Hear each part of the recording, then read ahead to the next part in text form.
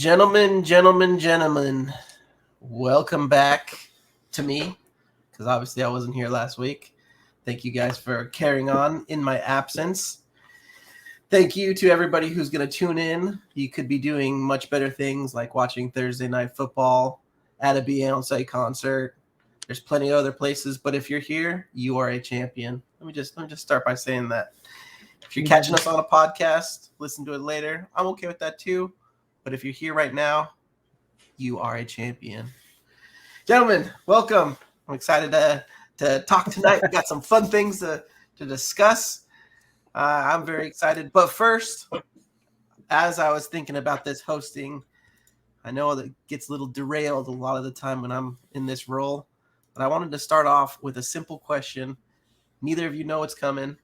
Just want you to kind of play along with it. Tell me one thing that you learned this week that you found outrageous. I'll go first while you're thinking because I know it's a difficult question. But something I learned this week is that those stupid Stanley tumblers, you can sell them on eBay for like $300. That is outrageous. You can buy them for like $40 and then sell them used for $300. Yeah, I found that out about a little less than a year ago when my wife was like, "Hey, can I get the Stanley tumbler?" And I was like, "When did you start doing drywall?" I'm like, "What?" And she's like, "Yeah, everybody wants them." And I was like, "All right, let me look one up for her." She wanted this like earth tone color, so I got online and it was $250. Nope. So I had to look it up and figure out why are these so much money, and because of like the Kim Kardashian and all those crazy ass people. They went through the roof, but can't knock the hustle. Stanley's. Yeah, man. All right, so that was obviously my outrageous thing that I learned this week, which is, again, stupid. Like, nobody needs to spend $300 on a cup. What about you, Matt? I'm going to turn the tables over to you. What was something outrageous you learned this week? That you put your family before this podcast, and it's absolutely unacceptable. That doesn't count. That was last week. All right, so two things. One happened today, kind of sad. My little WWE heart is broken. There's a gentleman named Bray Wyatt who had left a couple of years ago due to like a illness that he's facing. There's some rumors the last 2 months that he's coming back like soon, and then today it came out that he actually passed away from the illness. He's only 36 years old, and he was definitely a loved person. Roman is my favorite wrestler right now and probably ever, but before Roman, like when Roman was hurt, Bray Wyatt held the WWE down for about 2 years, like by himself pretty much.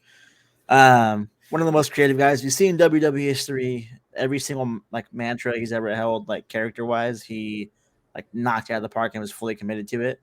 Even like so much so to where like there was this last mantra he has called the Fiend, where he had like a little kind of clown demon mask. And he was so dedicated to like the art of it that his family photos for Christmas that he sent to like all his family was him in that mask holding his little baby in his hands. Nice.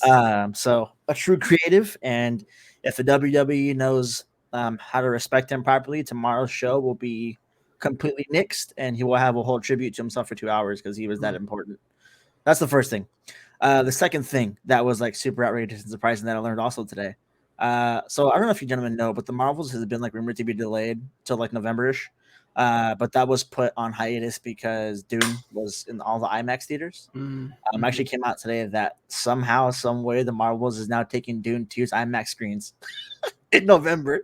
Wow. So to me, absolutely outrageous knowing that, you know, what we know about Dune 2 and what we know about this show or this movie coming out and how not well received Brie Larson has been as Captain Marvel. It's just, I don't know what kind of money Marvel and Disney paid or what happened, but where did they get that money? IMAX at first was strong arming them, telling them it doesn't matter. You know, we have screens for Dune, and that's it. Like the CEO of IMAX was like, "Yeah, no, not gonna happen." And then now it comes out that they're taking all of Dune 2's IMAX screens. So a little outrageous there, if you ask me. But yeah, I'm honestly like flabbergasted by that. Steven can't even comprehend it because he's still on mute. Yeah, I was typing, so I didn't want to get all loud and click, click, click, click. That's crazy though, because does Dune 2 have a bigger audience than the Marvels. You know what I mean? Like, I would speculate that there's more of a fan base that's Pretty gonna close. Yeah. go to Dune, but I think yeah, you have like the juggernaut of Marvel behind it. yeah, that's true. That's honestly, it's shocking. It's crazy. But Yeah, that is nuts, man. Because that just to wipe out all their IMAX like viewings is, dude. They just have it like that, man. It's the mafia, dude. They I feel walked in like there, made him an Dune's going to offer. be such like a beautiful movie too. Like, Yeah, right. All right, Yeah. so my outrageous thing is kind of a. I don't know if you guys are gonna think it's outrageous, but I do. So me and my wife, we love Chipotle. I don't know if you guys love Chipotle. I do. I know Matt's wife loves Chipotle, and I don't know if Matt Matt, eats it. I don't think you like Chipotle, right? no, see the You're problem not a is cilantro lover. there's two problems with Chipotle for me. One, my wife eats it like every time she can, so I can think think of it yeah. that way. But then on top of that, there was like a solid. I don't know how long we were at Camelback for, Andrew, me and you at the Best Buy there. But every time we closed together, which was like quite a bit because he made me close all the time, With me, it was way too late to like go anywhere. But across the street there was a Chipotle, and he's always like Chipotle, Chipotle, Chipotle. okay. So hold on, that was the best Chipotle I've ever been to, and like, there's some Chipotles that you're like, can I get half and half, and they like give you like barely scoops. Like at that store, you'd say half and half, and they'd be giving you like the double for But the same price. we have to say something here about what we're talking about here.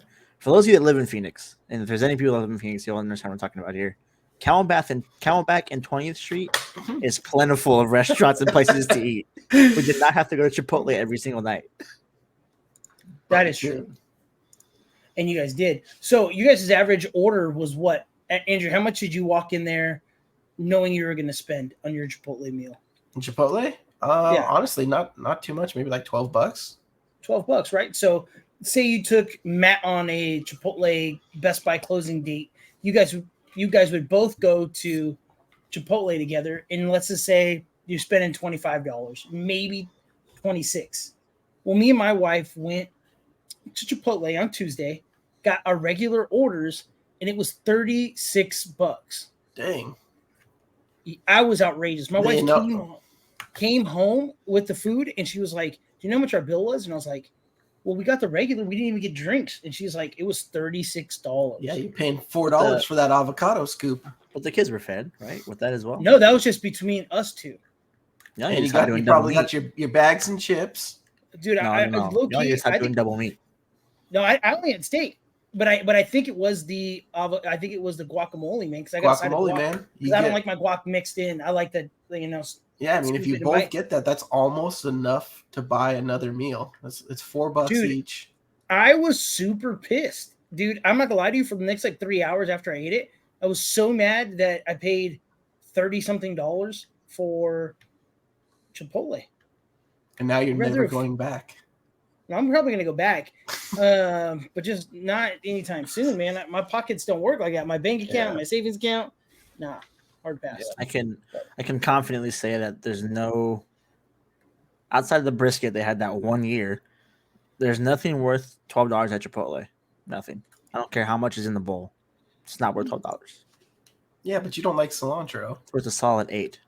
That has nothing to do with it at all. I could eat that rice like, Like that's how I get away without doing double meat is I get extra rice. That's because you're fat. That like fills it in. Dude, I love the white rice there. White rice is amazing. Gives you the shits, but you know what I mean? Like you're gonna lose a couple pounds after eating 15 pounds of rice, but besides the brisket and chips, nothing there is. Nothing there is nothing is hard to make. Number one. Yeah. Number two, nothing there is like worth $12. I'm sorry, except for the brisket. Brisket was.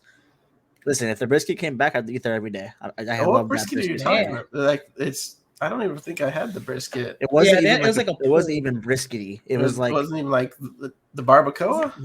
No brisket. You dumb brisket. I gotta say brisket more clearly for you. I didn't know that they did a brisket. I love how the first 10 minutes of this episode is us bitching about Chipotle and Andrew going, barbacoa? No, brisket. Barbacoa? Yeah. Brisket. Brisket. Barbacoa. I don't ever remember. I believe that it was there. I just don't remember it. But anyways, let's continue on. So, gentlemen, you had a good week. Sounds like some of us regret some of the spending decisions that we made. But Matt, tell me a little bit about your week. Anything eventful, exciting going on? Listen, I made some spending decisions, my boy. I dropped about, I'm not gonna say the exact amount of money, but I can tell you what I got, and you probably can imagine how much it was. So I bought my gaming PC, gentlemen. I've been fiending for a PC for about 4 years now. Welcome. 4 years, and I've been like fiending, like every like event my wife and I had, like I don't know, an anniversary or whatever. It was like, hey, gaming PC, but it was always kind of expensive. So one got a raise, big raise, big raise, and there's a number. Congratulations. Thank you. There's a number I told my wife like 3 years ago. When I get this number, well, no matter where I work, when I get this number of amount of money, and I sign the job offer, the next day I'm going to get a PC. Like the next day, I don't care about the check hitting. Got the number. Next day I bought a PC and I bought a monitor. So I'm sitting pretty right now. I'm gaming on Cloud9. Yeah, that's my excitingness. Well, let's go over some details. Give me some specs. What are we working with? We're working with a 4070 RTX, All 12 right. gigabytes Respectable. of VRAM. Looking at 32 gigs of DDR5, 5600 megahertz. All right. 1 terabyte NVMe, M.2. Nothing crazy on that one. It's just a normal 1 terabyte. Samsung Evo. No, I actually did not. This one is came with like the board kind of a thing. And then I got a liquid cooled CPU. The CPU is an i7. What are we on? 13th gen. 13th gen unlocked. So I can overclock that bad boy. K series. All right. 750 watts. So not very upgradable, but I can upgrade the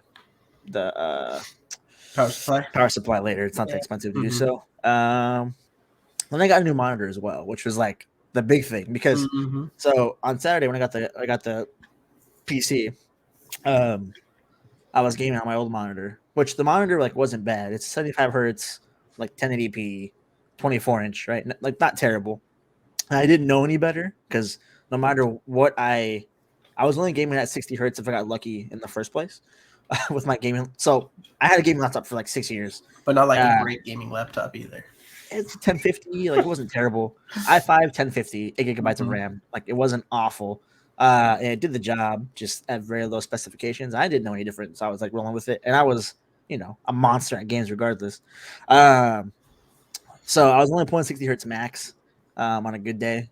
And plugged this thing in at 75 hertz. Looked a lot sharper already. I got way more detail out of it, obviously, as well. So I was like, this is great. I can just use this monitor. I'm good to go. And I was like, well, you know what? I might as well just like sell my PS4 that I don't use anymore and sell my gaming laptop that's not going to use now. And probably put about $450 towards a new monitor. So sold them the same day I posted them. Went to Best Buy. Got a 32-inch LG Ultra Gear, IPS panel, 1440p, not low 1440, high 1440, the 20 something, whatever it is, with 160 hertz refresh rate. G-Sync as well, and then I optimized the G-Sync settings with Call of Duty so far, and also my PC in general. So completely optimized now, and I was freaking walking through bullets. I was crying. I was so happy. Man turned into Neo from Matrix, dude. That's a game changer, dude. I sent a screenshot to the group chat with Andrew and my other buddy Keck, and I dropped like 40 and 15, like a minute and a half of hill time, like just. Look against Platts, and I was like a gold 3 mopping. Yeah, so I'm looking good. The grind's fun. I played Overwatch today, and every game I've played so far has been like just a completely different game for me. I'm gonna try Rocket League at some point too. I imagine the refresh rate in Rocket League because of the amount of movement going on. It's probably going to be insanely correct, like just crisp. So I'll probably try that at some point, and then I want to try Valorant as well because I love Valorant. So. Dude, especially when you get that refresh rate up there with Valorant, it feels so much different, dude. Mm-hmm. Same thing with Rocket League. It's like the one thing I will say is my RGBs need to my little RGB hub that like controls everything. It's like wonky, so I got to get that replaced. So they're sending me a new one. So once that gets hooked up, I think I'm gonna do a Spider-Man theme. So right now I have a Spider-Man wallpaper. It's Toby. It's a cartoon version of Toby, Tom, and Garfield. So I think what I'm going to do is I'm either going to do the MSI thing where it scans your background at all times and changes the RGB. So that way, Ooh, that's pretty dope. no matter what game I'm in, it changes like my environment. Those are pretty cool. Or I'm going to go with the full-on Spider-Man theme, so I can customize my keyboard and mouse as well to match just Red a and cool blue. red and blue theme. That's fire.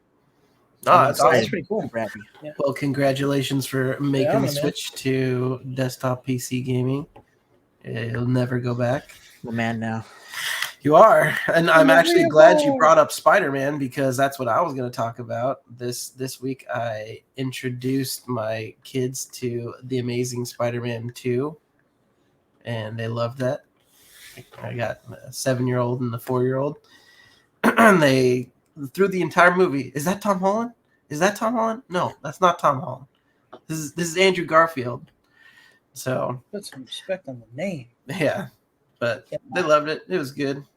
But let's switch topics. Again, we got some fun stuff to talk about tonight. Yes, we do. Been living under a rock. The Ahsoka show finally came out. Got a couple cool things that happened. They didn't launch it in the middle of the night, which personally I like because it actually gives me an opportunity to watch it without having to stay up super late. Comes out 6 o'clock our time. I think it's 6 o'clock. Something like that. Yeah, and it sounds like it's going to going forward. They're going to keep that time slot that Tuesday 6 o'clock, which is perfect. I think that's a great time. There's no reason to do it in the middle of the night. Like I don't get it. But let's get your overall thoughts and reactions. We got 2 episodes. I'm curious to see what you guys thought of this, and then I'll share some of my thoughts too. But we'll start with Senior Steven. Just give me your overall thoughts, and then at the end, I want you to give it a rating between 1 and 10. I was just thinking about that before we got on the podcast, seeing what my rating would be. Mm-hmm. And right now, after watching the first 2 episodes, my initial watching the first 2 episodes, I was excited to see what's coming next. I'm not gonna lie to you. I was jumping for joy watching it. I had my boys on the couch with me watching it, and it was like the first time they ever saw, like, I don't know how to say it, but it was like the first time I saw a Jedi fight. You know what I mean? With 2 sabers, just mind blown. And Carson and Jackson, those are my boys, they were just like, dude, who's that? And I was like, that's Ahsoka.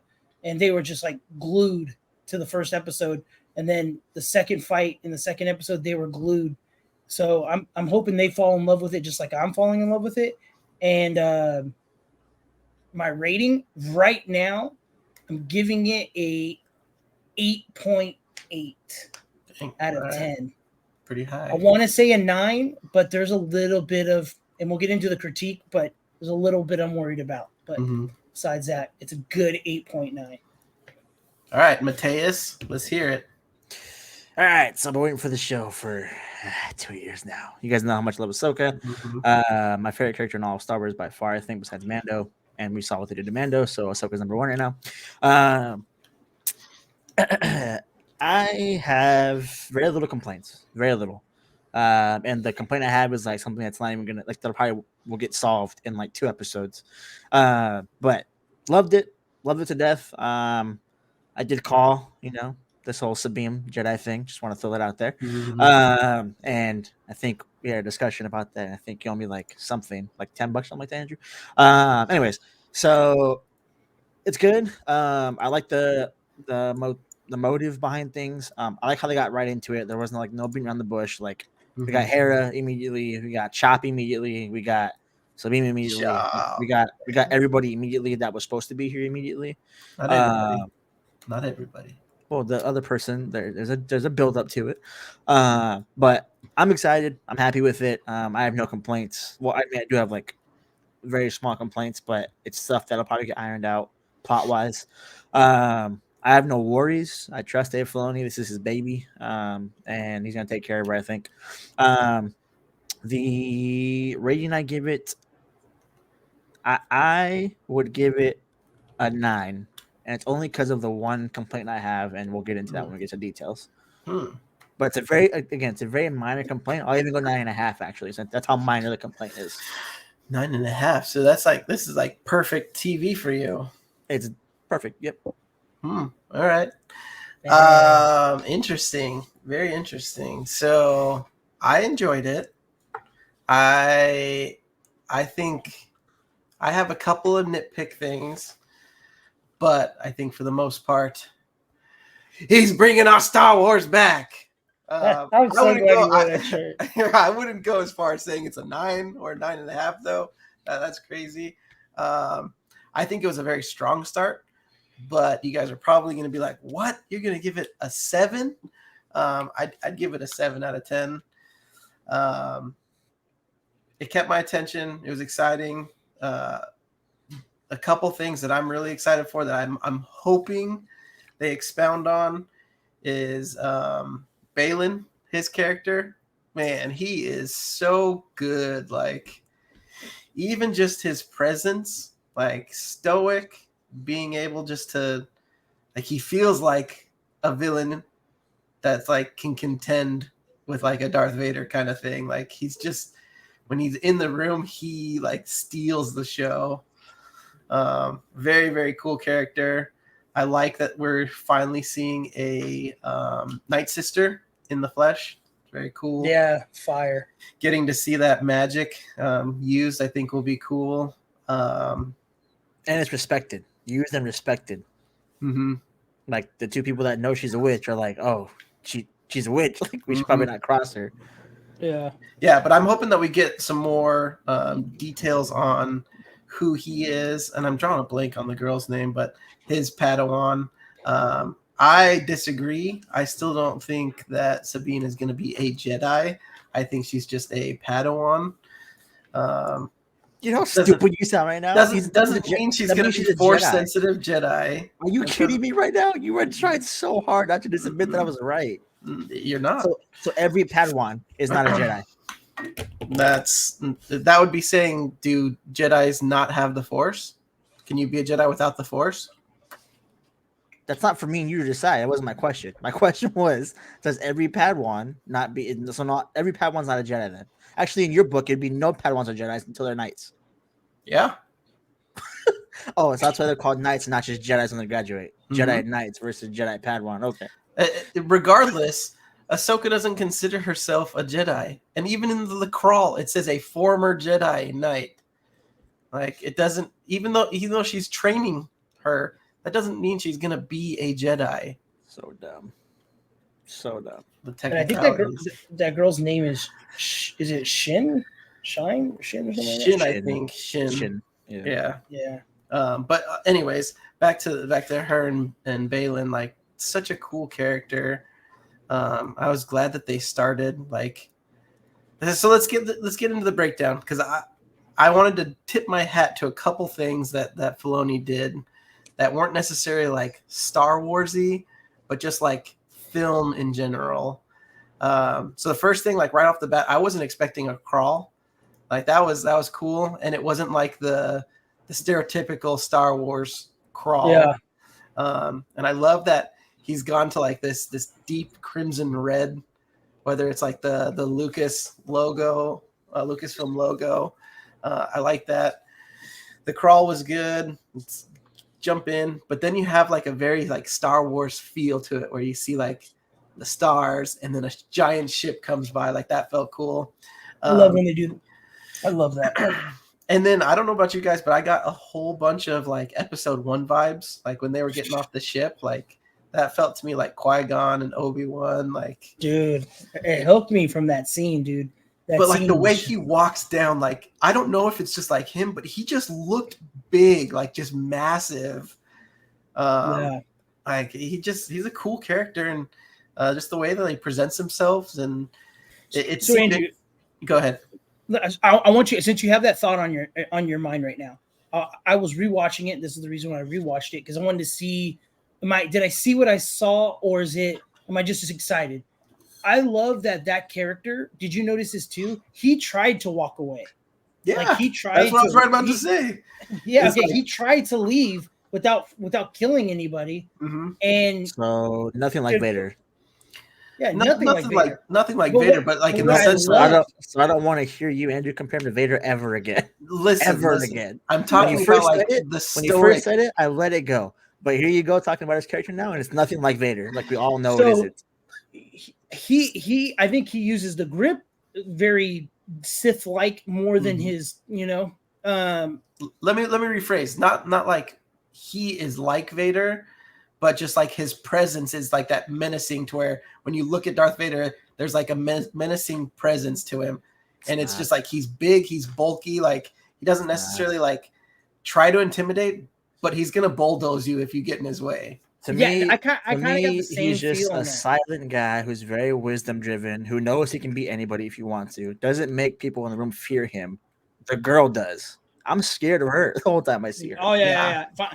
If I'm in a room, I'd rather be with the big dude than that chick. Absolutely, That chick, she looks nuts. she looks like she just pulls a knife out of her hair, and you're just like, whoa, what the hell's going on here? You know what I mean? Like, she looks like that. She's chasing you down a hospital hallway, and you're just, Mhm. yeah, she looks like she's stabbing you to death. Now She let me clarify. Let me clean up quick. I like Balin a lot. Me and Sam talked about it. I freaking love him. He's good so far, and I Yeah. hope they get more into him. But to Mhm. me, he's not giving off what's the word he just knows he's better, kind of a thing. Mhm. It's an arrogance more than it is a fear tactic, and I don't. He has shown restraint multiple times and already unwillingness to like completely commit to doing evil acts. Like Mhm. even down to like when like Ahsoka has to go, he's like that's a pity. There's not very many Jedi left. Like Right. that's already shown a soft spot. Yeah, Outside of the other two things he's already shown. So I just think I think he's a good character. I love him and I hope they build on him really well. But Mhm. I think he's gonna be a character where he's gonna just be very like Dooku-esque, where he's very wisdom driven, very force driven, and very Mhm. like very That's good. proper scholar and knows that whoever comes at him, he can just beat them if he wants him, if he Mhm. wants to. Yeah. I feel the same way. I do love how they're giving him conflict. I love how they're not just I going, do too. he's a Yeah. Sith guy, he kills everybody. He Yeah. walked off that plane almost like if we didn't know who he was, him walking off that ship, you could have been like, oh, look at these Jedi. Mhm. You know what I mean? Instead of it being like, oh, Sith. You know what I mean? I love how I don't know if she knows the girl. I don't know if she thinks she's doing good or doing bad, Yeah, I or don't she think just has a she. mission. I think You she know what I just is mean? like fully committed to him, and That's what like so too. yeah, And I And like that. I like how they're very separated, and the fact that like you have like the internal conflict stuff between both of them and them questioning things, it completely separates them from the Inquisitors, and that's very much needed because Yes. it shows the difference between like an Inquisitor versus a force-driven user. Inquisitors who are just kind of doing what they're told, versus like force-driven users who are like, there's a purpose to this, and we have purpose, and like if it goes against our purpose, we will switch sides if we have to. But it's a definitive line in the sand of okay, we've had Inquisitors for so many years. These guys right here are very clearly not Inquisitors. Yeah. Yeah, so one of the pain points that, and again, it's very, very nitpicky, but there's just something about Disney lightsabers that just looks off to me.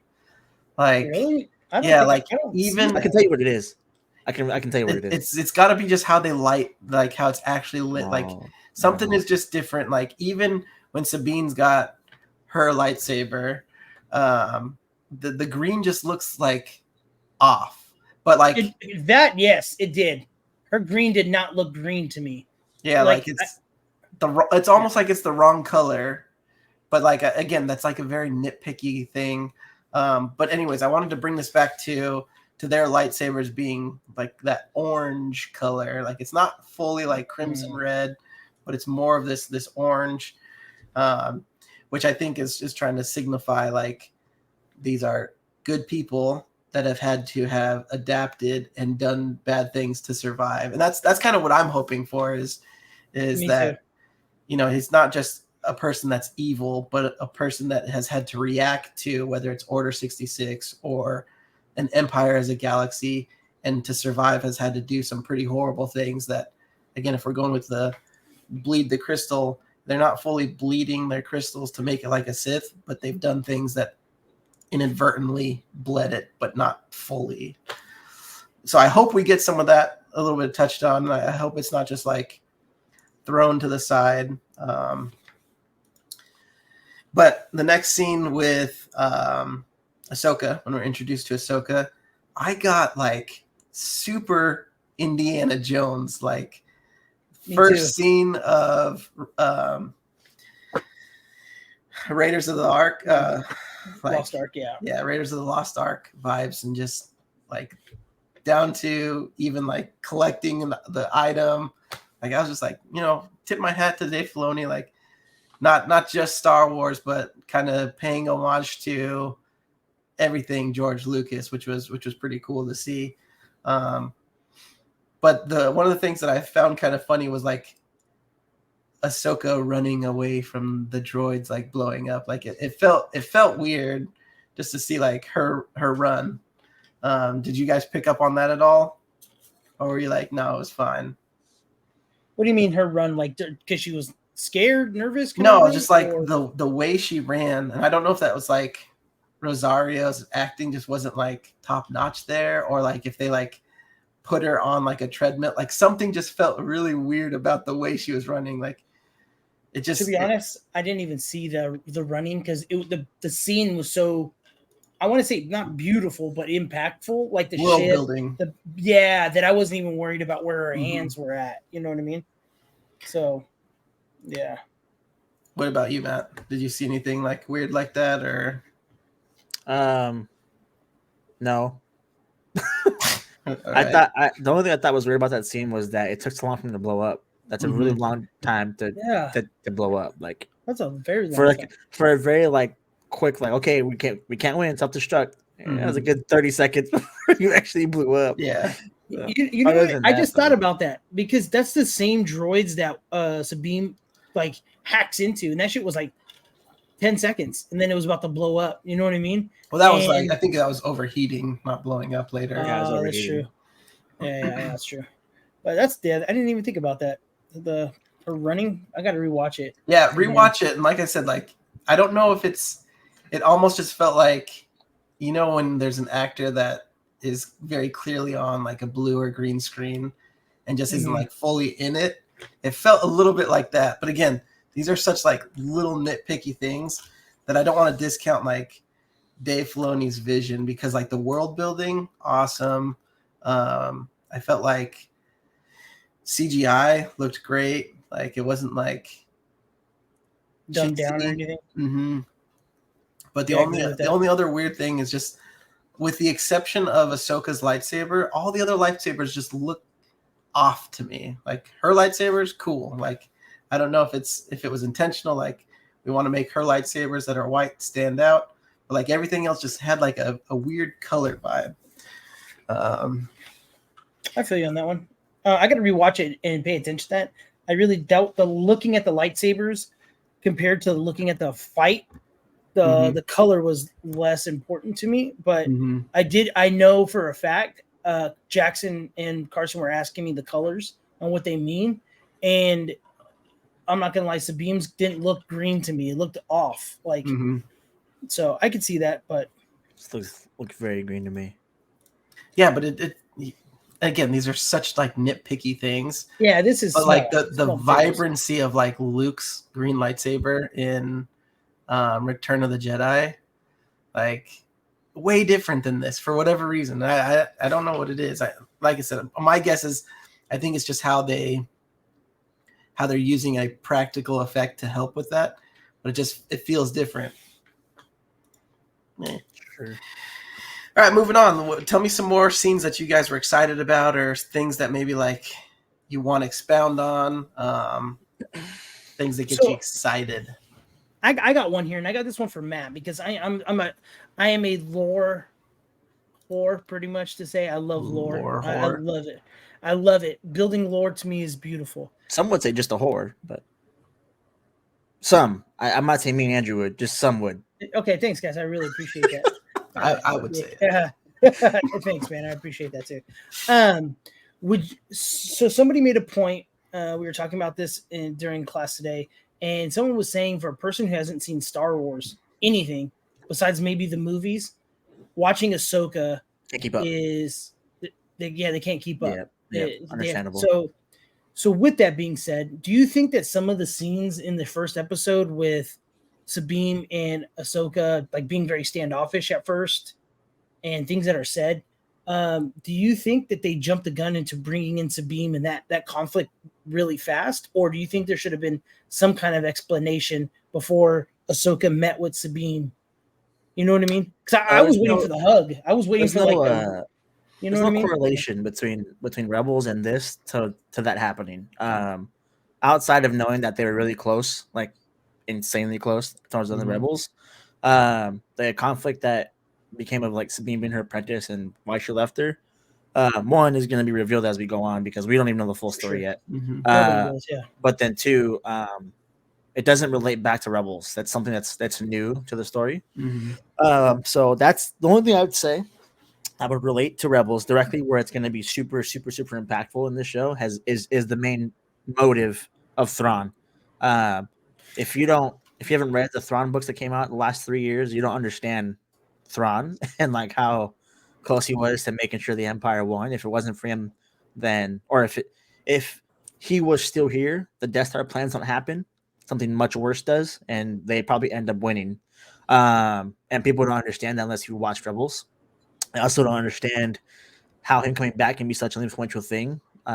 People will think Tarkin, was the guy, but there wouldn't be a Tarkin if Thrawn was still here. Thrawn would be the guy. No, the only reason Tarkin got the spotlight is because Thrawn wasn't there. Right. People don't understand that aspect of it. People think Tarkin, Vader, those guys, but Thrawn was literally the heartbeat of the Empire for the majority of the Empire's reign.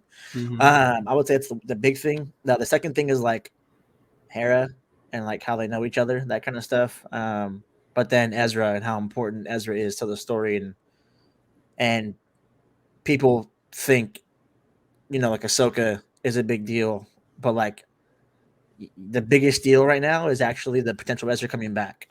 Like if Ezra's back, that's a bigger deal than Ahsoka even being here in the first place. Yeah. So I think those two things, like the most important things of the show, of the motivation of bringing those two characters back, is lost if you don't watch Rebels. Other than that, everything stands off on its own pretty good, I would say. Yeah, I agree with that. I feel like when I was watching this, again, these are all Faloni characters, and so he's going to baby it to the extent of making sure it's done right. But I felt like as I was watching it, it was nice to not have to rely on like a Luke Skywalker. Like I've read articles where like people feel like, oh, we need Luke to come. And I have the opposite feeling for that. I'm like, no, like we don't need Luke. Like we're getting new characters. Balin is a great example of a new character that doesn't need to be connected to a Skywalker. We don't need that. We don't need like Luke or Han or Leia to show up. I'm hoping that we don't see any of them. I'm hoping that Filoni sticks to his guns and says, here's a whole new galaxy. And with that comes a whole new breed of Star Wars. But I think it's really cool to see characters that aren't intertwined with the main saga. Like you have Ahsoka, who was a part of the Clone Wars, but she's not really like a part of any of the actual movies. And so it's cool to see that story play out. And obviously we don't know what happens. We don't know how or if or when she dies. Not saying that she's going to die in her show. That would be crazy, but I don't know. That'd be cool. That'd be dope if she did. Yeah, that would be crazy. I think he's doing a good job. Dave Filoni's doing great, dude, for his first 2 live-action Star Wars media. I think it's great. You know what I mean? Like, you couldn't ask for anything better. Yeah, I think fundamentally he's good at telling stories, and Mando season 1 and 2 were like a really good testament to that too, because they had like themes, and I'm excited to see what this theme is. Mando season 3 was just a train wreck, but I think we all kind of know. Yeah, Kathy got her claws into that one. Damn it, Kathy. So it'll be interesting to see like what the overall theme of this series is. So kind of going through what else part of the episodes that you guys really like, or maybe that you didn't like. So there's one thing that I think is carrying over from Rebels that I'm not a big fan of, and that's I don't like all the storyline with like the brother and the sisters and the white wolf or the black wolf and all that other jazz. I think it's cool, but I didn't care for it to be wrapped up with like the Force. I wanted the Force to be very simple. Oh, you're talking magical. about like Yeah, The and I painting. feel the painting. I feel like they're gonna get really big into it. I have a feeling with like the magic of the sister. I just to me, I just don't Mortis. want it. Jeez, I was Yeah, trying so hard to pull that out. Mortis. yeah. I don't want that, to be honest with you. I don't. I don't want it. I don't want the Force to be this like. You know, I don't get a whole lot of the father, the son, and the daughter vibes. Yeah, I don't get that either. The I- animal stuff. No, not yet. But there's going to be some things coming from Rebels. Hopefully, they don't bring it in. But that was just the one thing that really irritated me about Rebels. I didn't want that to be a thing, and maybe it's just me. But Are you talking about Clone Wars. Mortis, or are you talking about like the world between worlds? all of it, I wanted the Force to be this living thing that's Mhm. just in everybody, right? Some people are Force sensitive. They have more midichlorians. I love the explanation of the midichlorians, but let it die there, right? You have higher midichlorians, and that's how you can use the Force. Mhm. I don't like the story of like the brother, the father, and the sister from Rebels. I don't even like the world between That was worlds. Clone That Wars. was That's Clone Clone Wars. Wars, right? That's Clone Wars more of whole- Anakin's arc though, of like keeping balance, and that's why Yeah. I don't get that vibe that this will be Yeah, in there. well, he's coming back. Anakin's in this, and so that's Yeah, it's where I'm. That's flashbacks for sure. Mhm. so exactly. So that's why I'm saying I really hope they don't do flashbacks to this whole the brother, the sister kind of thing. I really hope it's just like Ahsoka having nightmares about Anakin, about training, PTSD kind of stuff. yeah, kind of thing. Because I really just didn't enjoy that. I wanted the Force to be this like unknown, just in everybody. It's just, are you able to use it or not?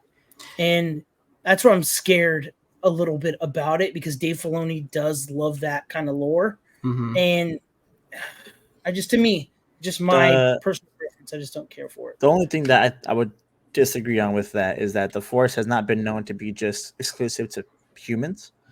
Yeah, for sure. I mean, the very beginning of the Force was the thing that moves through everything. So the animal part of it makes sense. There should be Force wielding animals that are Force sensitive, because it just makes logical sense that every living thing can somehow manipulate it. The Bendo. Yeah, but the brother sister thing, I think that was just for a very specific thing with Anakin's storyline.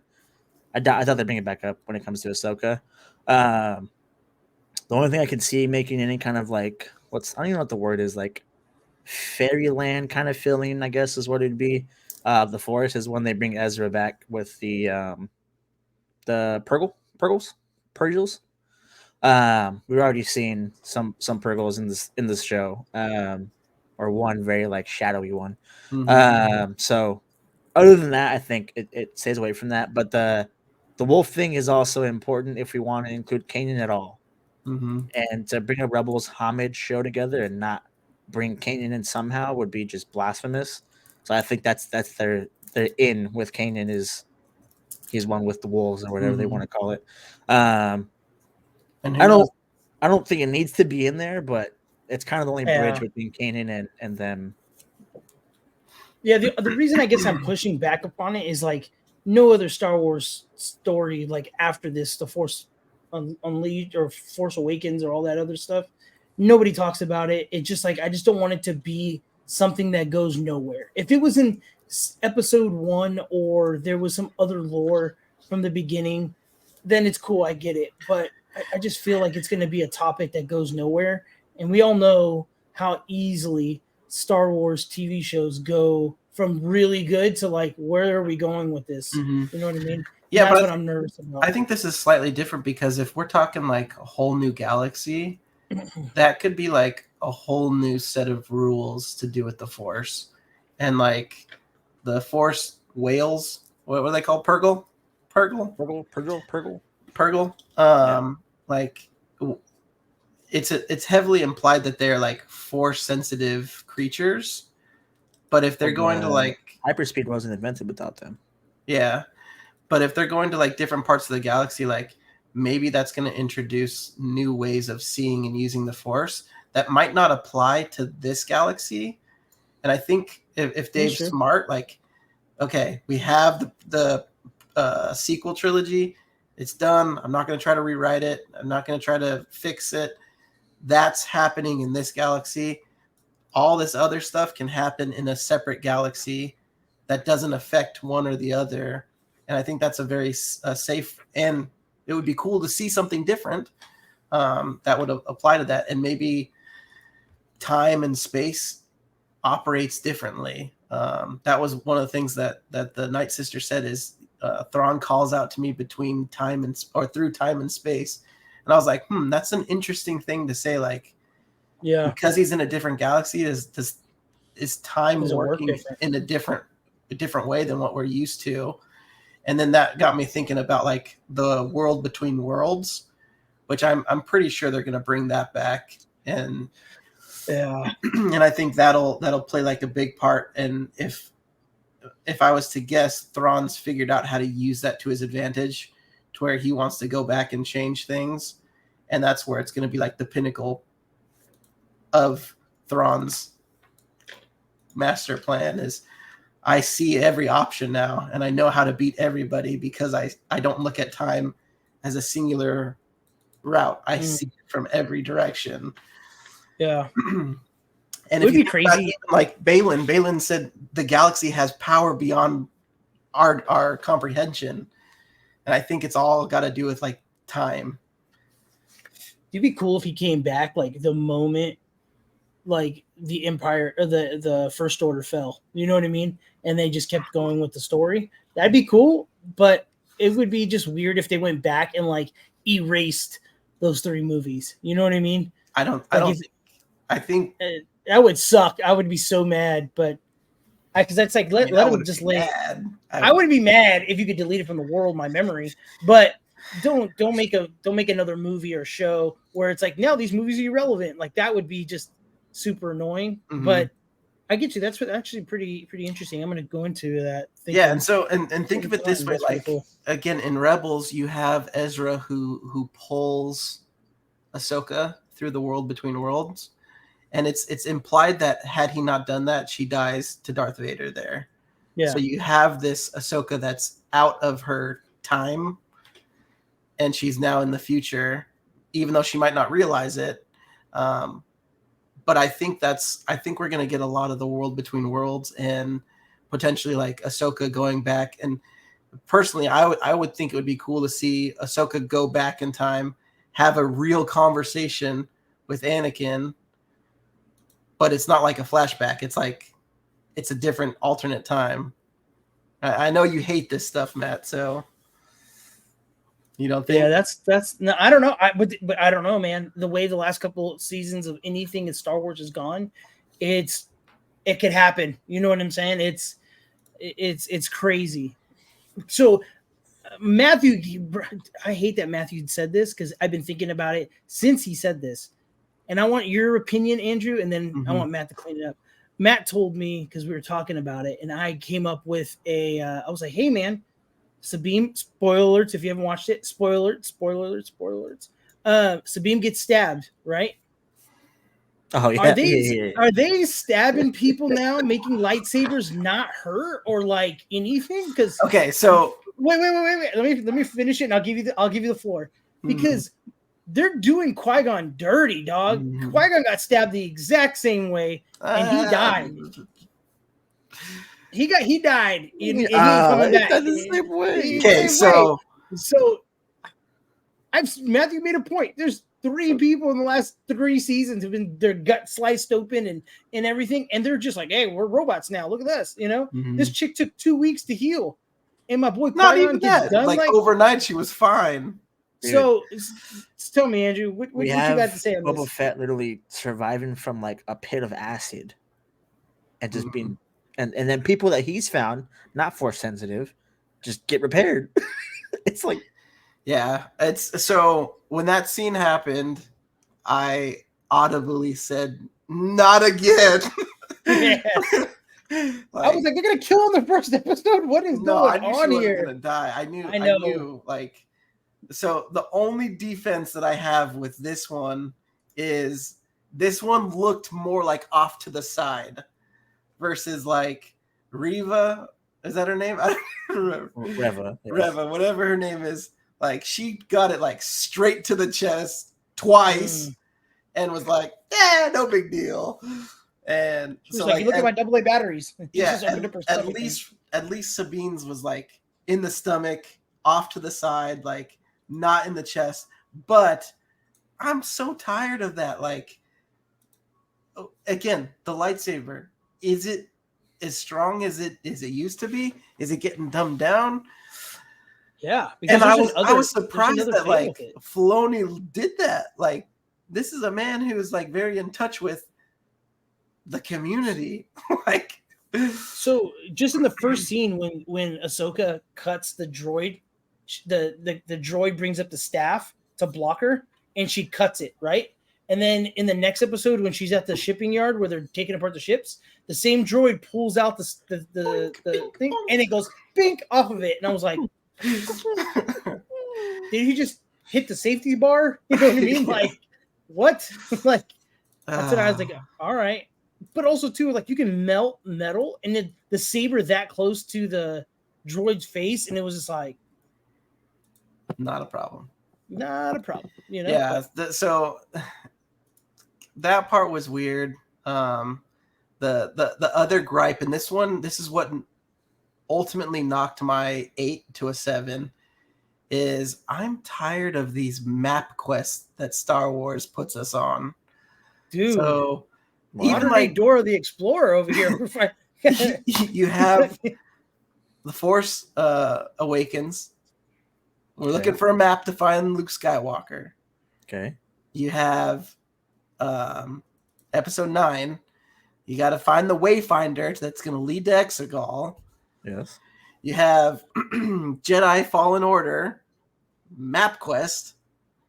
Like, give us something. The point of the game. What are you talking about? Different. So stupid to put that in there. No, it's like the same thing though. It's you get a map, you follow the map to accordance. Jedi Survivor is like almost the exact same plot, where it's like opening up a rift to another galaxy. Like, unless they tie it all together. That was my big thing that dropped me. It was like, we're really going on to like another map quest in Star Wars, because I think this is number 4 or 5. So I really like also too how they're not how like they're bringing it to a whole nother galaxy, and they're not like going just to the outer rim. I don't know why I'm really enjoying that they're bringing a whole new galaxy into play. You don't want to go back to Tatooine? No, I don't. That's the thing. I'm so glad it's something. The perm lady? I don't want to see anybody. Nobody from Boba Fett, nobody from Mando. Like, let's give me some new stuff. And I for once, I don't want there to be lore. I just want it to go. Give me something. But I think Matt, you've been quiet. Why have you been so quiet? I think he's just been changing some settings. settings. Settings number 1. Number 2, it's just you guys are making, not you guys generally, but just general you guys. It's just so dumb. Like, you're mad about them having to find a map to where. What do you have them do in the situation? If they need to go find Thrawn and Ezra, and they haven't done it for this X amount of years, we magically know where they're at. It's just a giant plot hole you're just going to leave there. Like, it's a direct pickup. I'm speaking. It's a direct pickup from Rebels. Like, if there wasn't a map or a way to find them, and they just found them, you'd be complaining about the plot hole that's this massive of them just knowing where they're at all of a sudden.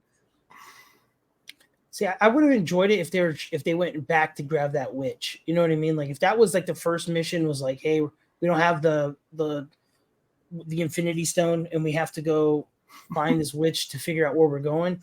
That would have been cool. That was the first. That's the point of her returning to Mandalorian. She did that. She had already. Yeah, but like right now, like if they didn't have a map, right, and they ran into the Jedi, the evil Sith Jedi people who are confused. And they were just chasing those guys because they stole the witch from her. I would be cool. I would be cool with that. You know what I mean? I do like how they found the map. I thought that was awesome how they did it. It's not really bothering me that much about the map. Andrew, a little different, but I'm taking it either way. I'm enjoying it. Yeah, I get what you're saying though, because I do hate that feeling of wow, we're getting the same blueprint over and over. I get that. Mm-hmm. Yeah, I get that though. So that's the first thing. What are the complaints you have, Andrew? I missed I didn't miss them. I heard them, but I was just shaking my head the whole time. There was the map. There was the Sabine getting stabbed was another. I'm with you there. That one I don't disagree on. I brought that one up.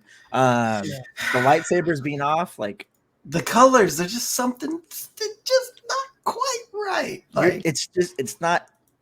I could probably pull up a side by side, and it's very close color wise. And let's be real, the only color we saw that you didn't like was green, because you said you liked orange.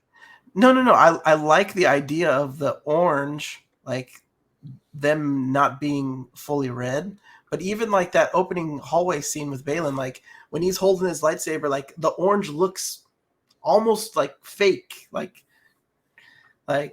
no, the lightsaber's not real.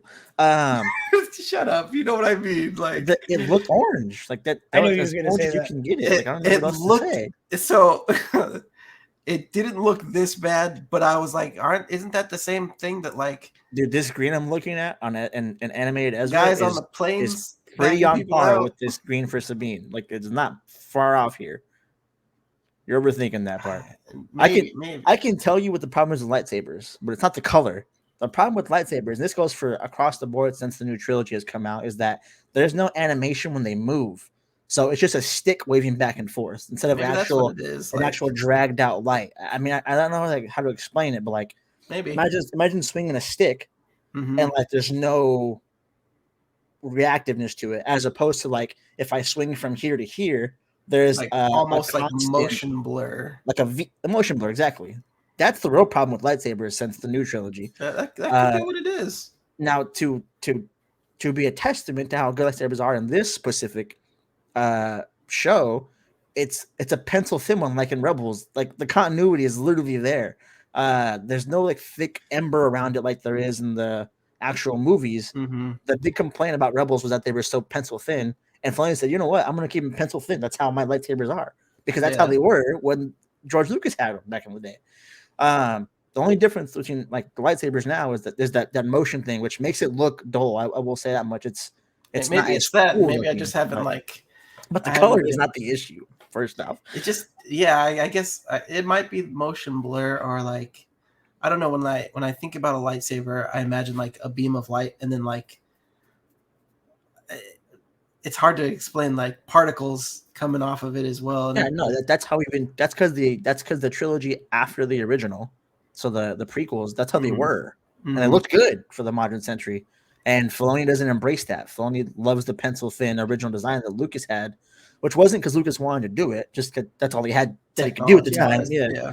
But Faloni has kept that same mantra of this is how it was, this is how I'm going to keep it, and he likes it that way. The motion part of it is something different, where there's no motion of light. It just looks like someone's throwing a stick around, for lack of a better glow word. stick, a straight glow stick. Well, I think that's more accurate of what I'm trying to get at. But the green, for some reason, her green it must. No. Let me finish.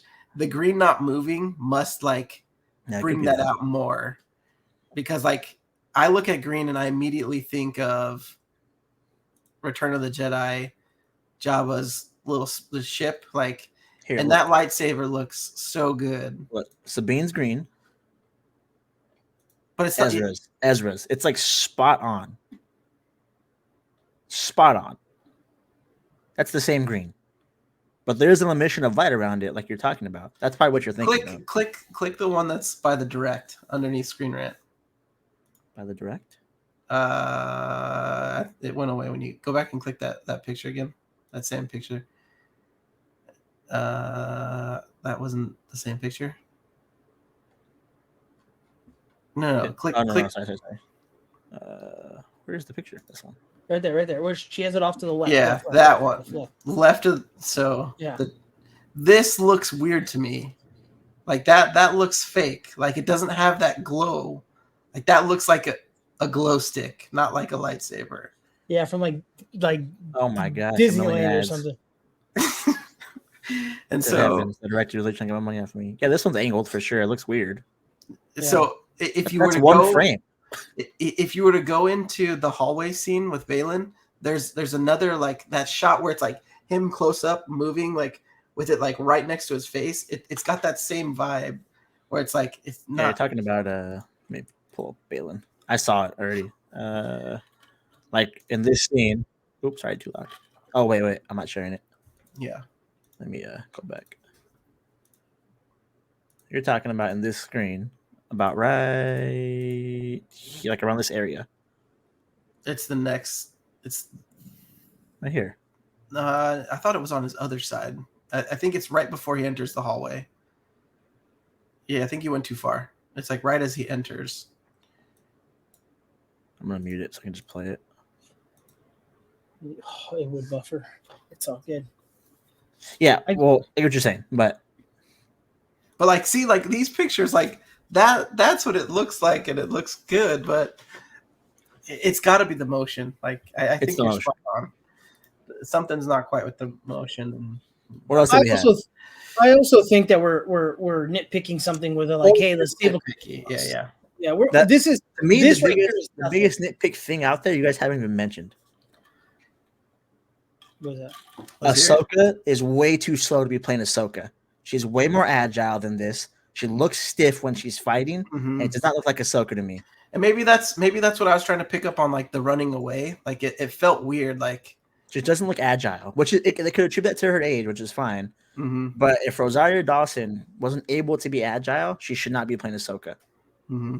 Because this is Ahsoka's thing. She is a dual-wielding lightsaber who can flip and turn on a moment's notice, and she's faster than everybody else. Mm-hmm. They showcased it a little bit when they had her first scene fighting the droids, where she dropped down, just did the cuts underneath. That was peak Ahsoka combat. But then the actual lightsaber fight was like, it just feels stiff. And I don't know if they're going to attribute it to her having the coat on, because when the coat's off, damn well Ahsoka's going crazy. Yeah, but I'm having a hard time seeing the acrobatic Ahsoka that I even loved in Rebels. Mm-hmm. And other than that, I have no complaints. That's why the only reason why I give it half, because when she fights, she looks stiff and not Ahsoka-ish. Yeah, I agree. And yeah, I maybe that's what that opening scene where she's running, maybe she just feels like more clunky than what I'm used to. Yeah, that definitely is true. I'll give you that. So maybe I'm looking for it right now, and like through like the Star Wars like Wikipedia and all that jazz, it says that she was 31 years old when Rebels start. So at the end of Rebels, they're saying she's 36, and then there's end of Rebels was what right before New Hope, right? A couple years before New Hope in that time frame. It's like 5-ish years between 4, 5, and 6, something like that. And then it's 7 years since he's been gone, because she says he's been gone for 7 years, right? So that would make her in her early 40s. That's kind of. I see Qui-Gon. How old was Qui-Gon? He was still doing some flips. You know what I mean? Doing something. Yoda. So. Yeah, but he also finished his training, and he was a Jedi. True. Yeah. So, I don't know. I didn't really even. No. I get that. I get that sense, and I think a lot of it just has to be translating from animation to live action. But I think you're right. Like, find somebody that's going to be acrobatic with it, or is willing to do the wire work. Or find a way to CGI it, I guess. Ahsoka's 47. Yeah. 47? But I mean, that's not old in like a Jedi sense. It's not old. Like, Balin's what, 50, 60? Dude, I saw old-ass Palpatine spin through 3 Jedi in episode 3. Like, come on. Let's be real here. Yeah. Also a Sith Lord, but he finished training. You know what I mean? He did finish his training. Ahsoka outlasted every other Jedi that finished their training. Yeah, So I don't want to hear about the training part. Ahsoka That's survived. that's Yeah. because Anakin taught her to survive. She also Yeah. killed an Inquisitor in a matter of like 20 seconds. Yeah. All right. So let's kind of wrap it up. So I feel like we just talked mostly about episode 1. Episode 2, more so, I felt like was building towards the conflict and resolution A lot of that standing around. we're gonna find between Sabine and Ahsoka. I'm all for that. I think that'll be fleshed out in time. This new Inquisitor. Any ideas? Do we have any hopes? Just throwaway character. I think Is he's a he- throwaway character. Is he a new Inquisitor? Yeah, I she's don't the one know. who fights at the yard. That's I what people know are he's calling him. Inquisitor, but I don't think he's a. Is he new? Is it? I don't know. Do we know who that character is? No. Unless it's Black Noir from The Boys, because that's what he looks like. You know what I mean? Like, Marak. guys- yeah. No, yeah, he's new. Do we have? Do we know it's a he? Could it be a she? I Could don't be. care. I don't care. Could be a thing. Could be a, could this be Barris? Because that would be great. No, it wouldn't be. I think Barris could probably be dead anyway. so But I think he's gonna. I think if you have anything in this window of time, there has to be an Inquisitor, kind of like also still riding with the Empire, because they were so influential during that time that like they don't just go away unless they're eradicated. So I would rather see them be eradicated than people just say, "Oh, the Inquisitors are no more." Mm-hmm. Yeah, I mean, I just didn't know. Like when that came on, I was like, "Oh, cool!" Like Inquisitor. Which Inquisitor is this? And I like how she moved out of the way. So, oh yeah, that's what I was that like, was just fire. like Paul I just Darnell portrays the man inside the Inquisitor's suit. Yeah. I think we have our answer. does he identify as a man? Don't care. It's not Barris is the point. All right, Andrew, give me your. This is what we're betting on this new season. Tell me what you think and how this show's going to end, or what the big reveal is. That is a good question. Honestly, I don't really know. I think I kind of gave a little bit of where I think the direction is going to go, and I feel like time and learning how to manipulate time is going to be a big thing throughout the show. And I think that's going to be Thrawn's master plan is the Empire's gone now. Instead of trying to rebuild, I've learned how to go back and fix the mistakes or undo the fall of the Empire and restore it to their peak empire. But again, that's just like a shot in the dark. Like, Okay, Matt, what do you think? How do you think? How do you think the show ends? I think Thrawn comes back before the last episode. I think we get a solid 2, maybe 3 episodes of Thrawn in it. I think Ezra comes back in the last episode and is the ultimate hero of things. really, you think he's the hero? Yeah. Ooh. I don't know, like what happens with the story specifically. I imagine we eventually get a cool 2v2 duel with Ahsoka and her Padawan, and that dude and her Padawan, or in his Padawan, which would be the coolest part of the entire thing. I think we haven't seen a 2-on-2, I think, ever in the history of Star Wars, where the Sith Lord and the Sith Padawan fights the current best 2 Jedi. So that'd be cool to see for once, and interesting to see how they choreograph it as well. Yeah. But other than that, I'm going with no expectations. All I care about is that they do Ahsoka's character justice, and so far they have. Every single person that's in it, even Chop, has been exactly how I wanted to be. Yeah. Anyway, you keep going. That's it. I don't have anything to say. I think Ezra comes back. If I don't see Ezra like not in a hologram, Ezra's coming back. then I'm gonna be verbally upset. If I don't see some kind of Kanan reference, especially with the whole Jedi thing with Sabine and then Ezra coming back, I'm gonna be very disappointed in Faloni. But I digress. That's all I have. I think Kanan's a long shot. I think it would be cool to see. But I am kind of hoping to see like a very confused Ezra. Like, at the end of Rebels, we saw like he rose to the occasion, was able to make like that sacrifice, but that was a long time ago. And we know that Ezra is capable of having like a lot of darkness in him. Like that would be kind of cool to see like this on the fence. Like again, somebody who's mirroring a Balin figure where to survive he's had to do some pretty horrible things, and now that line is blurred. So that could be cool to see. You said something that I can't remember. How do you think it's gonna end, Steven? So I agree with you a lot. I think they're going to use time, space. They're going to find some weird thing that this galaxy or the traveling to a galaxy, that it's going to do something, and Thrawn figures it out. But I also have this feeling where we get Ezra and we get him, but we get him for a brief moment, and then he like sacrifices himself. I have this weird feeling that we're not going to get like a long story. Did that.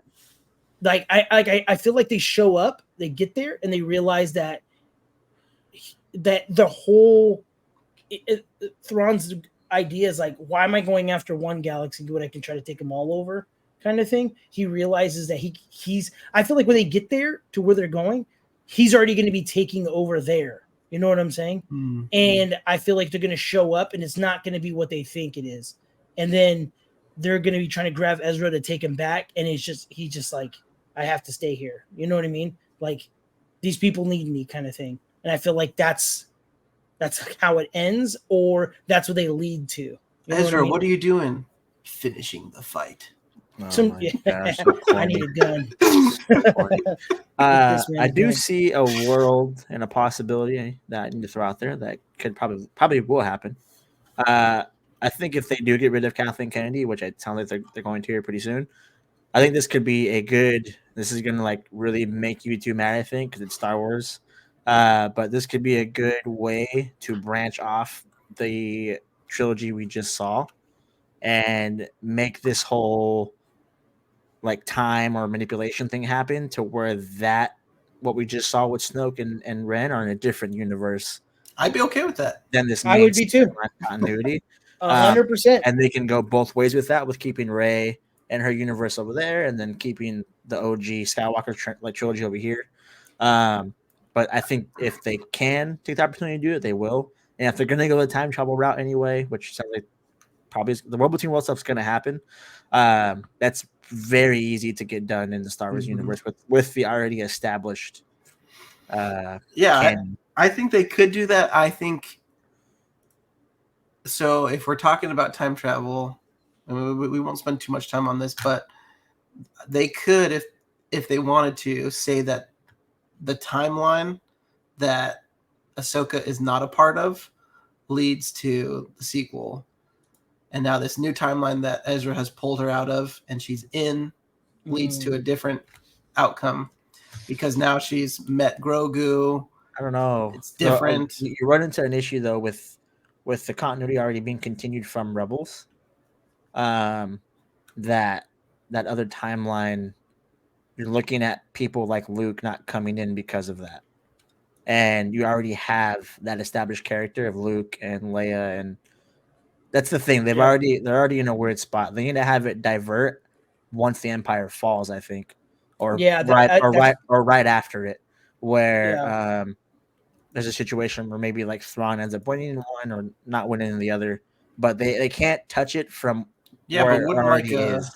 Wouldn't like a really good nexus point be where Ezra reaches through the World Between Worlds and pulls her out? Like that clearly wasn't something that was supposed to happen. Like he made that decision. But you're opening up plot holes already, and not just one, in both situations. But they're plot holes that need to be there because he did it. You know what I mean? Like the plot holes are now there because he pulled. You know what I mean? But we don't know where Ahsoka's supposed to be at in that moment in time. That could have been bound to happen. No, didn't he see? No, it was pretty assumed that Vader kills her there, and so that's what I'm saying. The timeline where seen on he goes in there where we all thought she was dead, Mm-hmm. The episode of the World Wars comes in, and he pulls her out before she ever dies. We know nothing other than that. There was no other situation where we saw where Ahsoka was confirmed to be dead in that situation. Fair. It's like the old the Avengers theory, like when Kang let the Avengers do what they're supposed to do because they're supposed to be there at that moment in time. It's like that. Ahsoka was supposed to be taken at that moment in time for it to continue properly. But we don't know that for sure. And it's only reason why I say is because the plot holes are going to be even bigger and worse if you do it that way. There should be this event that happens in Ahsoka should be the catalyst of what splits them, not from what's before. That'd be fine either way. Just get rid of the sequel trilogy. All right. Well, let's switch topics. I know we're running low on time. Steven, do you want to briefly give your expert topic and then we'll jump into the game? So I had two. One, I just wanted to say that they're bringing Ahsoka to Fortnite, and I'm stoked on that. Hell I'm playing now my good PC. I know, right? Second thing is since my question was going to be about a little more on Call of Duty and a couple of different, a little bit of the culture in there, I'm gonna hold that for another topic. Since we're talking about Star Wars, let's bring this up. Do you feel like in Star Wars, and me and Matt argue about this all the time about Rey and about Kylo Ren? Do you feel, Andrew, and then I'll let Matt finish it. Do you feel that a lot of the times when Jedi are fighting Sith or Sith are fighting Jedi, sometimes there's always one that's just this badass, and then they fight somebody who's not as skilled maybe? Do you ever feel like the fight gets dumbed down to like the lowest common denominator? Or do you feel like it's always somebody walking in with their strength level versus somebody who's at their level, and it's an even, you know what I'm saying? Like, is it ever a one-sided fight, or do you always feel, because I do, that it always gets dumbed down to the lowest common denominator? Yeah, it's called plot armor. Like, okay, there's no world where on Starkiller Base that Kylo Ren shouldn't have mopped both Finn and Rey. Like, neither one of them had done any training, and this man's gone years with training with one of the greatest, if not arguably the greatest Jedi of all time, and then training with a Sith Master or Sith Lord, like Snoke, who is, as they say, Palpatine. Or not counting Snoke. If you read the actual canonical comic books, Snoke should not be counted as a Sith Lord. Okay. Palpatine acting through Snoke. He's got his training he would have mopped them easily. Like, there's no reason that fight should have even lasted more than 2 seconds. Like, he should have just ripped the lightsaber out of their hands, cut him in half. I think we get it. Like, you're just rambling on now. You're just waffling. Okay. It's infuriating, though. It's so infuriating. Like, it's not. What do you mean it's not? You so disagree? Matt, tell me. Yeah. Oh, he strongly disagrees. No. You guys are both. Well, not you both. Steven, you are completely non-contextualizing our conversation whatsoever. I do agree that Kylo should have beat them at full power if he was not holding back, if he was not severely injured. Yes, Kylo should have beat them. Those 3 things I just said take into effect of that fight. Yes. He did not want to beat Rey. It's very clear in the entire dialogue he has with her.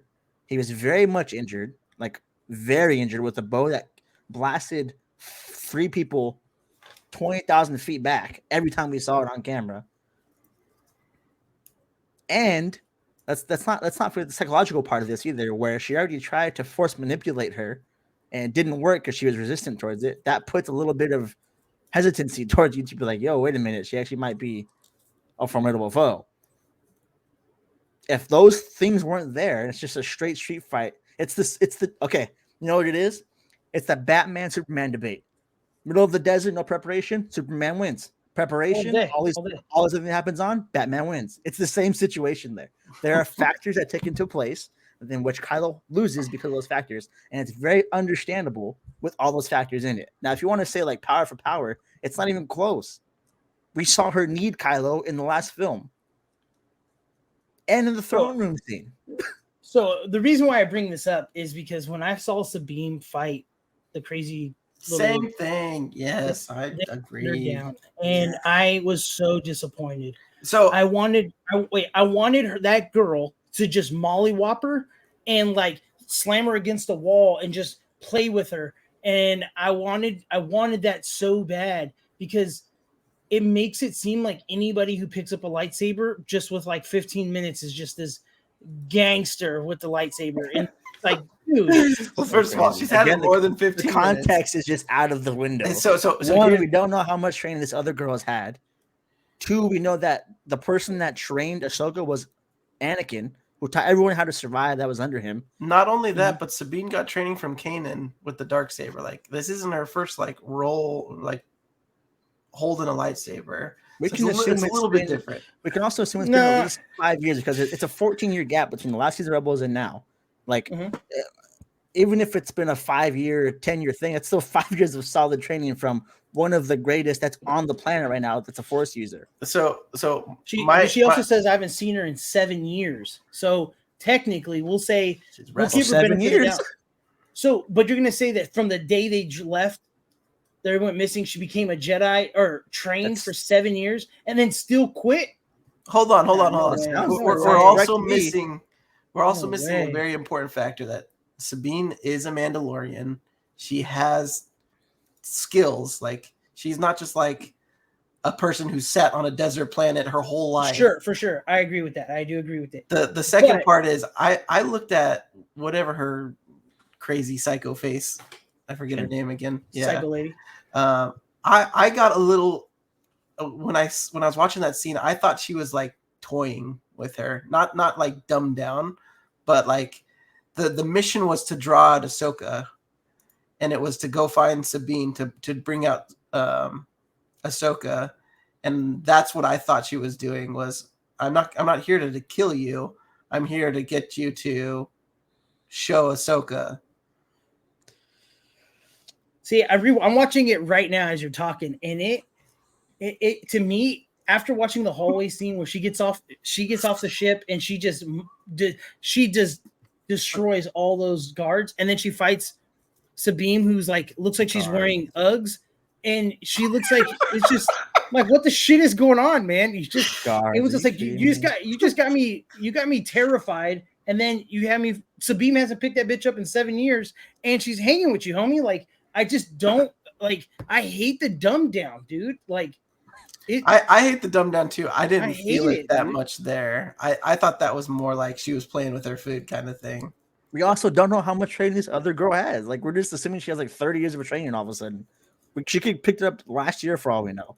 That's a good point. Well, then Sabine should be a shitload better if she picked it up for 7 years. It's been very evident from what everyone is saying that she was not very good at wielding a lightsaber or being Force sensitive.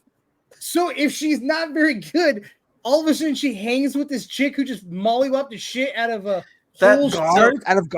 Dude, Sabine took down armies before in Rebels. Like, what are we talking about here? Yeah. So why did she bring her guns and shit? She's like, hey, let's grab the tool that I'm least experienced with, the lightsaber. That's the only tool she had there. We didn't know there's no. You didn't see her helmet and all that shit in the bag. Her helmet wasn't there. But it takes time to put on. Yeah, her helmet was there. Yeah, you went all the way upstairs to get some shit, and you were like, hey, let me blow off this lightsaber. You're grabbing the first available thing you have at your disposal to fight droids. She did not know this girl was going to be there. I don't know, but I feel like they're dumbing it down, and it's just that fight scene. I enjoyed the fight, but I just felt like once again they dumbed it down. I did feel like the end of that episode. You guys do know that every like superhero thing that's where like a villain actually can be kind of menacing. That's gonna happen. Like, yeah, every single one. There's always got to be for sure. The hero gets whooped. Yeah, I get that, but it's just these are Jedi Knights. These are Sith dudes or confused cats or whatever you want to call them. It's like they're fighting. They're living and dying by the sword, and yet. And she stabbed her. That's the other thing. As soon as she saw someone coming, she's like, "Oh, time to wrap it up," and then walked away. Like, I'm telling you, she had to have been playing with her food. Like, dude, if you watch it, she does. She's really trying. You can't compare like a Mandalorian to Born and like bred to kill Jedis. some guards that are New Republic pushover guards. Like, I just have that's that the feeling, equivalent of man. like a stormtrooper.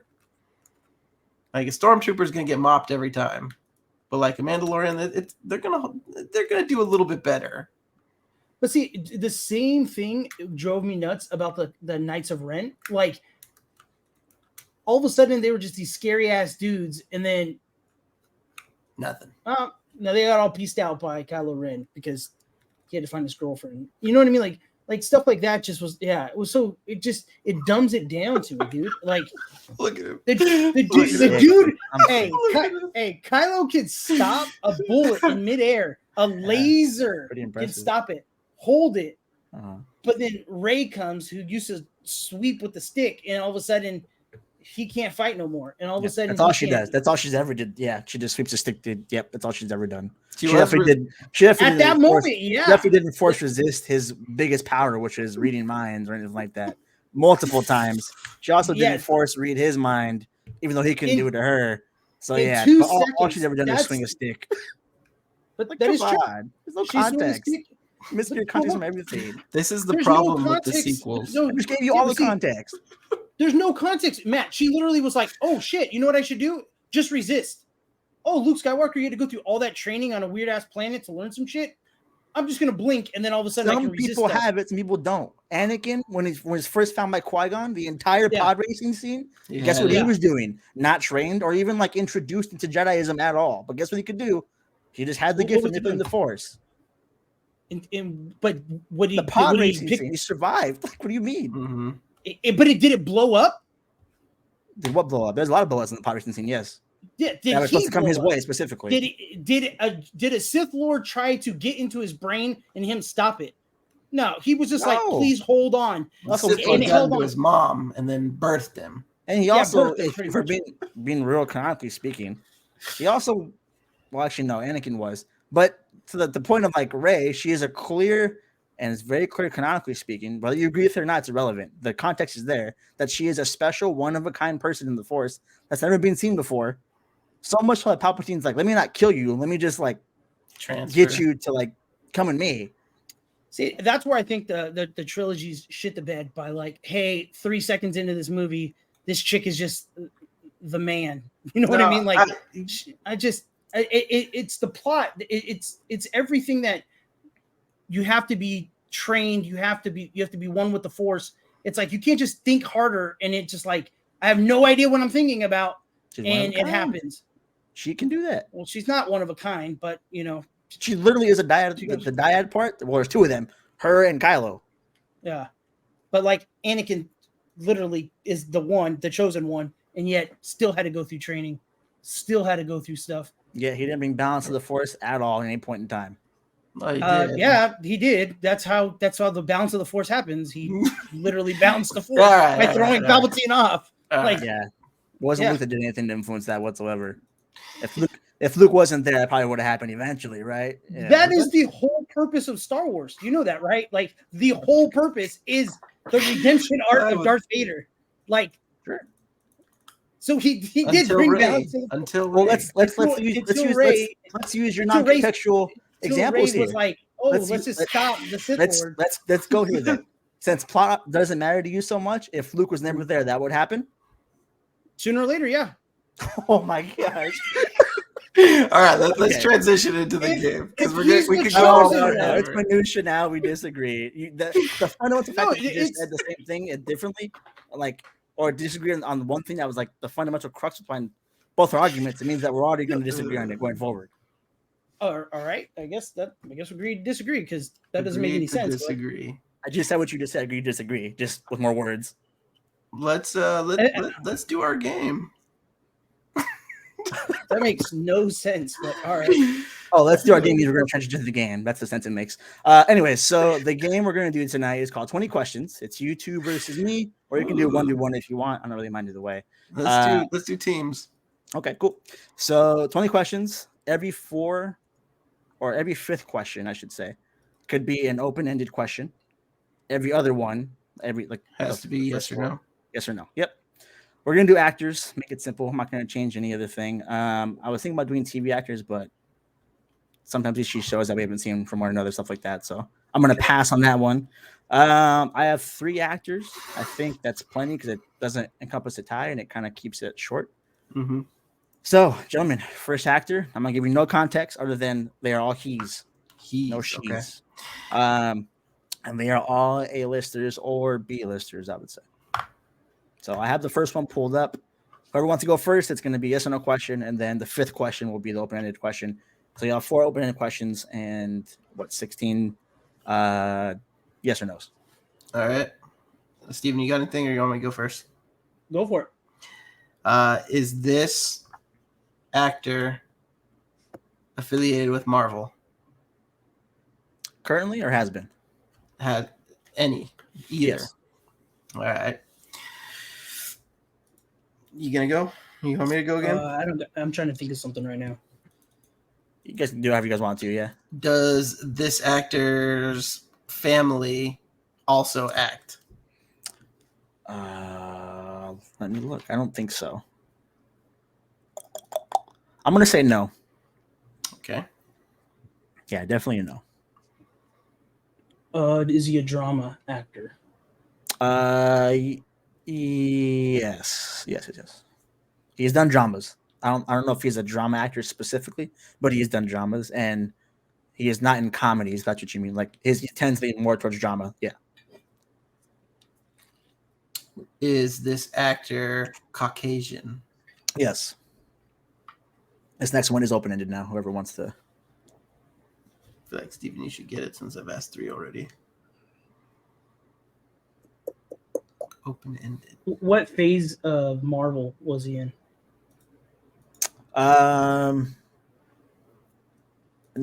Technically none. No phases, technically speaking. Yeah, I don't know if I elaborate, it's going to give it away, but he technically was not in the MCU.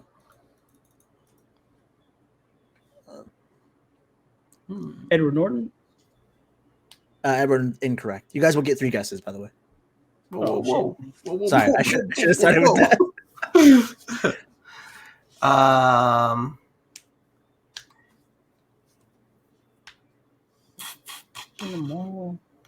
Is this actor over 40? Yes. I have no idea.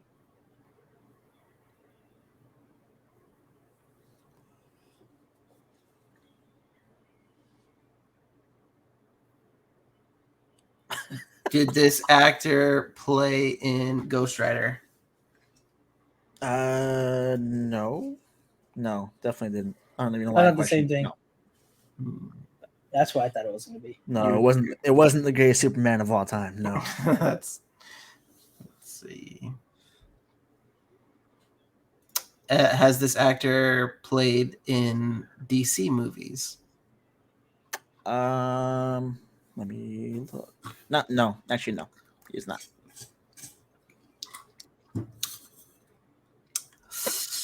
I don't know. John LeBlanc. Has this actor? Is their MCU a TV show, like Project a TV show? No. Remember I said I skipped TVs. Okay. You skipped TVs. Yeah, TV actors. Well, I mean, this person who I was thinking of wasn't necessarily a TV actor, but they did have a role. Mm-hmm. You got an open-ended question, I believe. I have one more guess, but I don't know if it's. Is he in Blade? He is not. All right, then I'm out. I have no idea.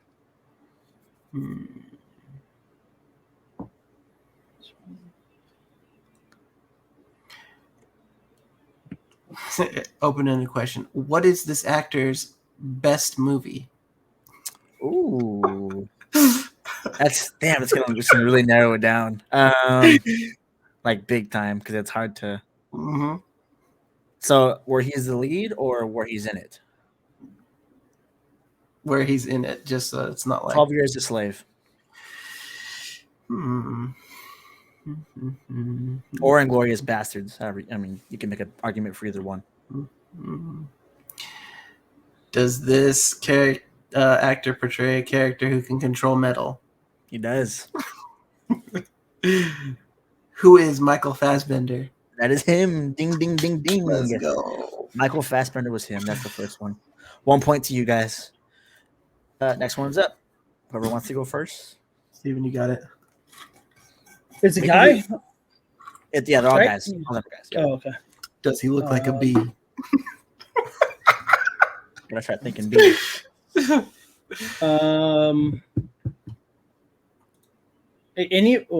Before we go on, is any of them like a voice actor? Like, you know No. what I mean? Like, is it going to be an No. animated kind of thing? No, just movies. Is They he could have black? they could have voiced somebody, but they're actual like predominant actors. Is he a He's black not, guy? Or what was race? He's not black. That's a no for that one. That's good. It's weird. It sounds. I know more black actors than I know white actors.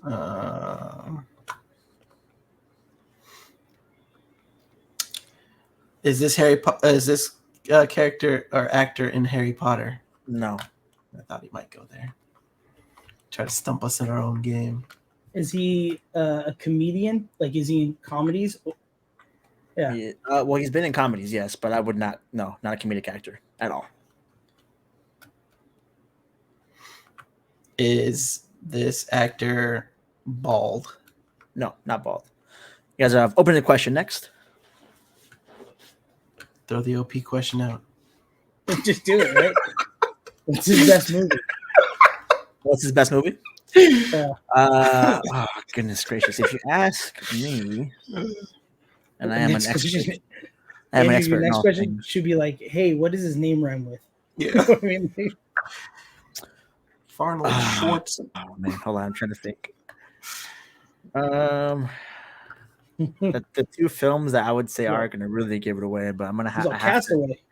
I have to say it. I have to say it. His best film is, if you ask me, it's Django.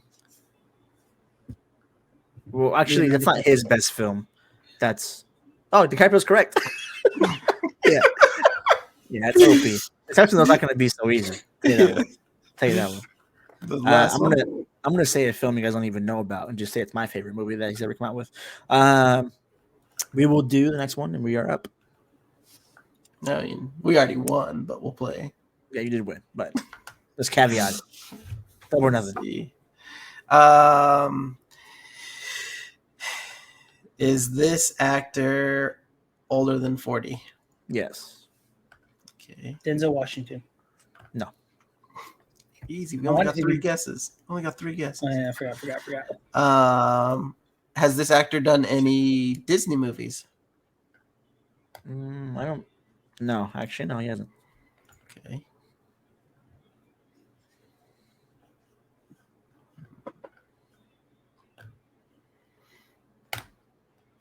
Okay. Has he ever been in a horror movie? I think so. Let me look at this one. Yes, he has.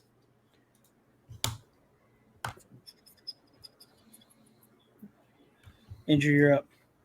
Has this person ever won an Academy Award? Yes, I believe so. Let me double check, but I'm pretty sure yes. He's an Academy Award winner. Don't you be looking up people? I see you. No, Who, I'm me? changing our category. Oh. I've been changing the category. A lot more people have been watching. Let's see. So it's an Academy Award winner Yeah, Academy Award winner. for Best Actors. Well, best actor. Yeah, but yes. actor, sorry. Yeah. Is it open ended or are we still having yes or no questions? I think This we got next one one's more. open, I believe. Oh, yeah. For it.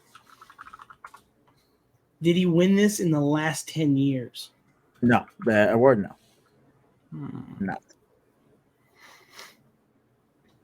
Has this actor directed a movie?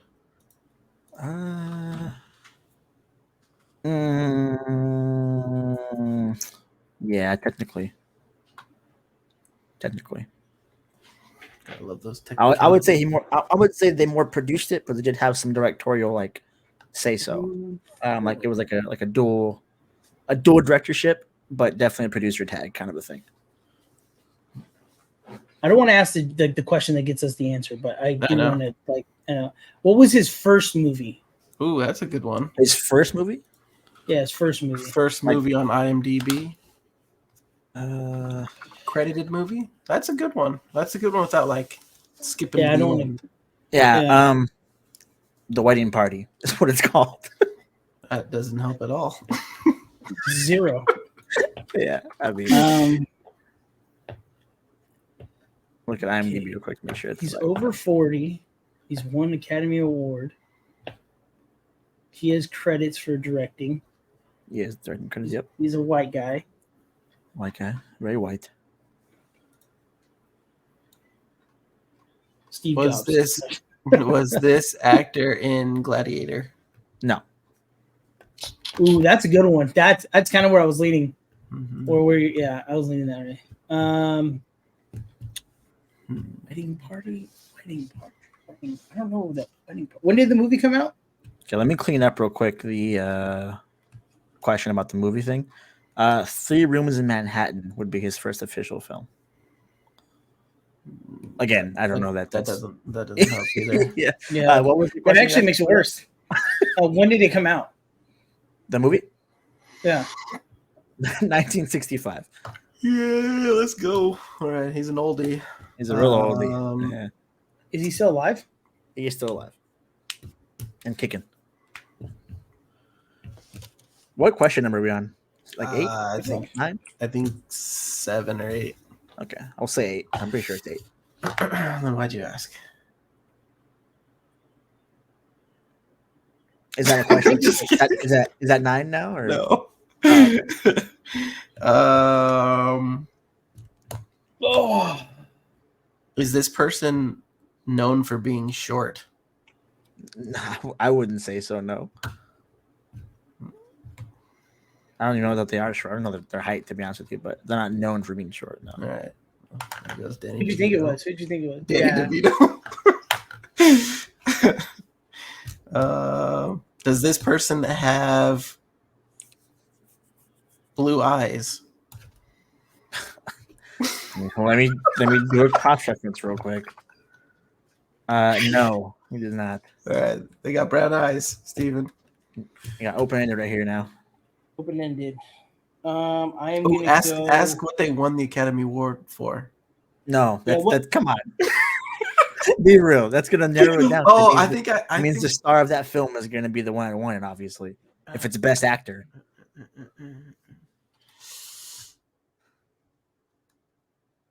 Give me the director of the movie that won the Academy Award. All right, let me see. I don't know if this is going to help us at all. It probably will. It probably will. It's gonna be like Steven Spielberg. It definitely will. Actually, I think if I remember the director correctly. Christopher Nolan. Yeah, it's gonna narrow it down, but Martin Scorsese. Scorsese. Okay. Is this person in Meet the Parents? Yes. Yeah, as soon as you say Scorsese, it kind of wraps it up for Yeah, I was gonna, dude. It was him or Al. Al Pacino. Al yeah. Pacino. Yeah, Al Pacino, and I was like, So it's De Niro. It is De Niro, my friend. De That Niro. was good. I was gonna say You gotta- Shark Tale for his best film, if anybody asks. That way I can kind of throw it off. Or there's like another movie where like he has a cameo, like Joker. Like he's not really in the Joker. Mm-hmm. well, you should have said where he's like the assistant. Remember when he goes back in, like he's an older dude? And he gets Yeah, back with that Anne shitty Hathaway. ass- Yeah. Yeah. It was Taxi, huh? When he got it, was it? Is that That what was he got it for? Raging Bull. Oh, Raging Bull. Yeah. And then he won a supporting one in Godfather Part 2. Mm-hmm. Yeah. Bronx Tale is his best work. But Taxi Driver is technically his first like starring film. That's why I was like starring film, or because that would have been like a dead giveaway. Mm-hmm. Yeah. Yeah, I definitely would have. That's it. It's my game. You guys beat me all 3 times. I think next time we don't get the open-ended question. Yeah. Yeah, it might open-ended be a good questions. idea. that was fun though. I like that kind of stuff. Like Yeah. that was good. All right, well, let's wrap up our show, gentlemen. Any closing thoughts before we get out of here? No, can't wait for next episode. Mhm. Ahsoka, and Definitely. can't wait for more of Modern Warfare 3 to be released. First level was dope. I've taken this first level, but that level dropped it. That was cool. So besides that, more info. I'm good. Yeah, same here. I'm a little sad this year about the Call of Duty beta because I don't get to play it a week early because no PlayStation anymore. So I figure you guys is paying this year. Mhm. But yeah, nothing here. I'm excited for Ahsoka. Big Brother's going pretty good now. It's gotten spicy now, I should say. But that's all I got. Yeah, if you haven't watched Ahsoka, it's worth a watch. I truly, to answer the question that we pose on here, does Filoni really know what he's doing in Star Wars? I say yes. I think he knows what he's doing. I'm excited to see where this is going. But that is all for us. We are slightly unqualified. Signing off. Catch us on Instagram, Twitch, YouTube, wherever you get your podcasts. Smash that. Yeah, Spotify. Smash that like, follow, give us subs, all that fun stuff. But thanks. Have a great night.